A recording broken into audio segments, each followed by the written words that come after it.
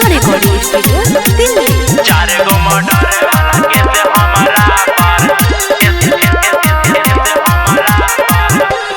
ढेर बबुआन वाले ढेर ओहिरान, ढेर मुसलमान वाले ढेर पसावान। अरे बुझल ढेर बबुआन वाले ढेर ओहिरान, ढेर मुसलमान वाले ढेर पसावान। हमरा में केहू के लगल होता रे गोल होता। चार गो मर्डर वाला केस हमारा पर चलता रे चलता। चार गो मर्डर वाला केस हमारा पर चलता रे चलता। चार गो मर्डर वाला केस हमारा पर चलता रे चलता। चार गो मर्डर वाला केस हमारा पर हमारा पर। चार गो मर्डर वाला केस हमारा पर केहू न बोले डरे का? जिला जवार में जादो जीत गोली मारे बीचे बाजार में। अरे खाली ठोकले से हो।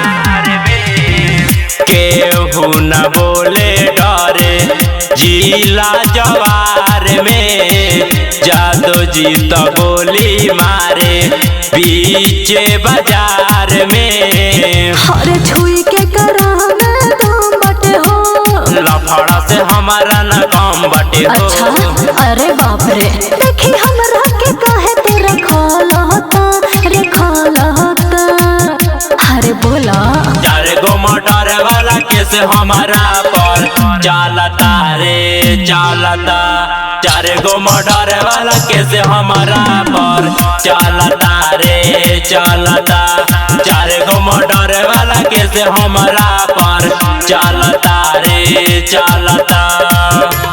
चार गो मर्डर वाला केस हमारा पर हमारा पर हमारा पर।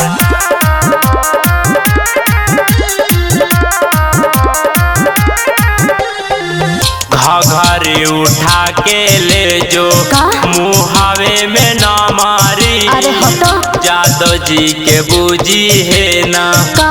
कबो दुना मारी। हाँ ना घघरी उठा के ले जो मुहावे में न मारी। जादव जी के बूझी है ना कबो दुना मारी। हर केहू के धमकी से डर नहीं बा। विकास लेखा कवनो पर नहीं बा। अच्छा कि सब देखिए के हमारा जलता रे जलता।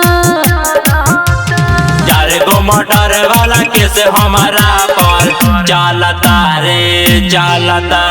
चार गो मर्डर वाला केस हमारा पर चलता रे चलता।